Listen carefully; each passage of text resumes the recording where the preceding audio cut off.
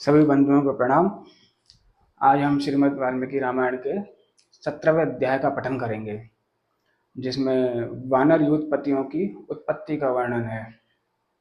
आपको ये वीडियो कैसा लग रहा है, इसलिए कमेंट में अवश्य बताएं और इसको लाइक करें, सब्सक्राइब करें।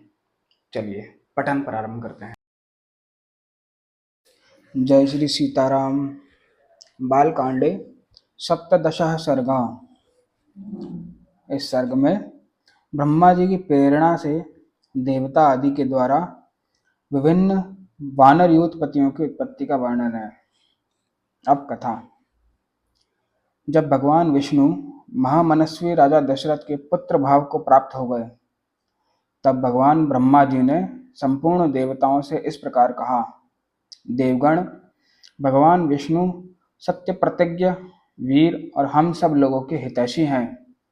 तुम लोग उनके सहायक रूप से ऐसे पुत्रों की सृष्टि करो जो बलवान, इच्छा अनुसार रूप धारण करने में समर्थ, माया जानने वाले, शूरवीर, वायु के समान वेगशाली, नीतिज्ञ, बुद्धिमान, विष्णुतुल्य पराक्रमी, किसी से परास्त न होने वाले, तरह तरह के उपायों से जानकार, दिव्य शरीरधारी तथा अमृत भोजी देवताओं के समान सब प्रकार की अस्त्र विद्या के गुणों से संपन्न हो। प्रधान प्रधान अप्सराओं, गंधर्वों की स्त्रियों, यक्ष और नागों की कन्याओं, रीछों की स्त्रियों, विद्याधरियों, किन्नरियों तथा वानरियों के गर्भ से वानर रूप में अपने ही तुल्य पराक्रमी पुत्र उत्पन्न करो। मैंने पहले से ही ऋक्षराज जाम्बवान की सृष्टि कर रखी है। एक बार मैं जम्भाई ले रहा था, उसी समय वह सहसा मेरे मुख से प्रकट हो गया। भगवान ब्रह्मा जी के ऐसा कहने पर देवताओं ने उनकी आज्ञा स्वीकार की और वानर रूप में अनेकानेक पुत्र उत्पन्न किए। महात्मा, ऋषि, सिद्ध, विद्याधर, नाग और चारणों ने भी वन में विचरने वाले वानर भालुओं के रूप में वीर पुत्रों को जन्म दिया। देवराज इंद्र ने वानर राज वाली को पुत्र रूप में उत्पन्न किया, जो महेंद्र पर्वत के समान विशालकाय और बलिष्ठ था। तपने वालों में श्रेष्ठ भगवान सूर्य ने सुग्रीव को जन्म दिया। बृहस्पति ने तार नामक महाकाय वानर को उत्पन्न किया, जो समस्त वानर सरदारों में परम बुद्धिमान और श्रेष्ठ था। तेजस्वी वानर गंधमादन कुबेर का पुत्र था। विश्वकर्मा ने नल नामक महान वानर को जन्म दिया। अग्नि के समान तेजस्वी श्रीमान नील साक्षात अग्निदेव का ही पुत्र था। वह पराक्रमी वानर तेज, यश और बल वीर्य में सबसे बढ़कर था। रूप वैभव से संपन्न सुंदर रूप वाले दोनों अश्विनी कुमारों ने स्वयं ही मैंद और द्विविद को जन्म दिया था। वरुण ने सुषेण नामक वानर को उत्पन्न किया और महाबली पर्जन्य ने शरभ नामक वानर को जन्म दिया। हनुमान नाम वाले ऐश्वर्यशाली वानर वायु देवता के औरस पुत्र थे। उनका शरीर वज्र के समान सुदृढ़ था। वे तेज चलने में गरुड़ के समान थे। सभी श्रेष्ठ वानरों में वे सबसे अधिक बुद्धिमान और बलवान थे। इस प्रकार कई हजार वानरों की उत्पत्ति हुई। वे सभी रावण का वध करने के लिए उद्यत रहते थे। उनके बल की कोई सीमा नहीं थी। वे वीर, पराक्रमी और इच्छा अनुसार रूप धारण करने वाले थे। गजराजों और पर्वतों के समान महाकाय तथा महाबली थे।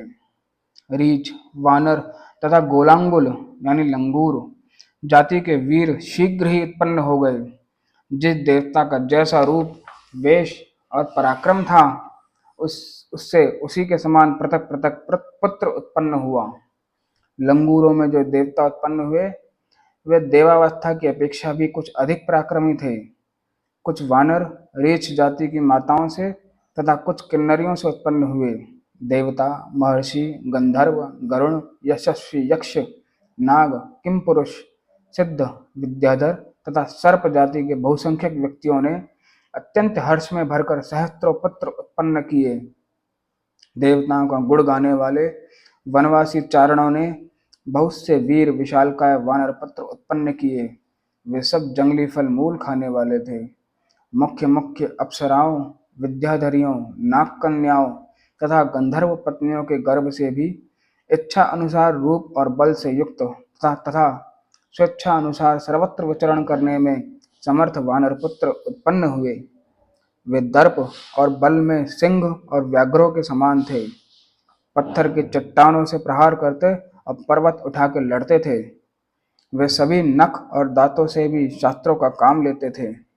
उन सबको सब प्रकार के अस्त्र शस्त्रों का ज्ञान था। वे पर्वतों को भी हिला सकते थे और स्थिर भाव से खड़े हुए वृक्षों को भी तोड़ डालने की शक्ति रखते थे। अपने वेग से सरिताओं के स्वामी समुद्र को भी शुद्ध कर सकते थे। उनके पैरों से पृथ्वी को विदीर्ण कर डालने की शक्ति थी। वे महासागरों को भी लांघ सकते थे।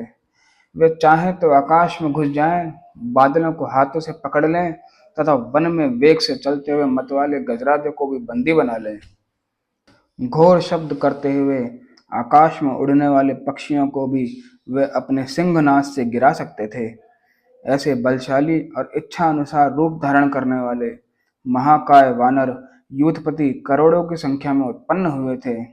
वे वानरों के प्रधान यूथों के भी यूथपति थे। उन यूथपतियों ने भी ऐसे वीर वानरों को उत्पन्न किया था जो यूथपों से भी श्रेष्ठ थे। वे और ही प्रकार के वानर थे। इन प्राकृत वानरों से विलक्षण थे।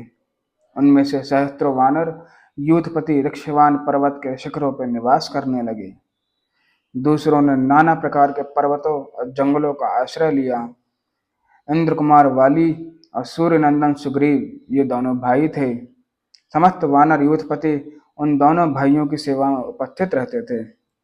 इस प्रकार वे नल, नील, हनुमान तथा अन्य वानर सरदारों का आश्रय लेते थे।